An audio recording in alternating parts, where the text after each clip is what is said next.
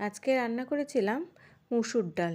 তো পাতলা করে আমি মুসুর ডালটাকে করে নিয়েছি, আর সাথে ছিল হলো মাছ। তো ট্যাংরা মাছ ছিল, ট্যাংরা মাছটাকে আমি ভালো করে ভেজে নামিয়ে নিয়েছিলাম। তারপরে সেখানে আমি পেঁয়াজ কলি, আলু, বেগুন দিয়ে চচ্চড়ি করেছি। সেটা দেখালাম না, কারণ তার টাইম হয়নি রেসিপিটা দেখানোর মতো। তারপরে ছিল হলো 2 রকমের মাছ ছিল, গলদা মাছ আর একটা মাছ ছিল। তো সেই মাছটাকেও ভেজে নিয়েছি, সেটাকে আমি মানে মাখা মাখা করে পেঁয়াজ দিয়ে করেছিলাম কালিয়ার মতো। দেখো, নামানোর আগে একটু গরম মশলাও দিয়ে দিয়েছিলাম। এটা কিন্তু এইভাবে খেতে দারুণ টেস্ট হয়। আর সাথে করেছি হলো মুড়ি ঘন্ট।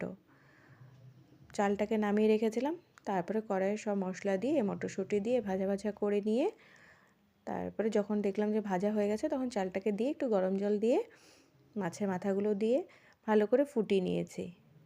ফুটিয়ে নেওয়ার পরে নামানোর আগে একটু ঘি আর একটু গরম মশলা দিয়ে দিয়েছিলাম। আর সাথে ছিল হলো চিকেন। দেখো, সাথে আমি এনেছিলাম হলো চিকেন। তো চিকেনটাকেও আমি রান্না করে নিয়েছিলাম। এত কিছু রান্না করার কারণ হচ্ছে, আমার পাশে এক জেঠিমা আছে, সেই জেঠিমা আজকে আমার হাতে খেতে চেয়েছে। তার জন্য আমি আজকে এত কিছু রান্না করেছি। তো জেঠিমা খেয়ে তো খুবই ভালো বলেছে। তোমরাও জানিও কেমন হয়েছে। সবাই একটু সাবস্ক্রাইব করে দিও।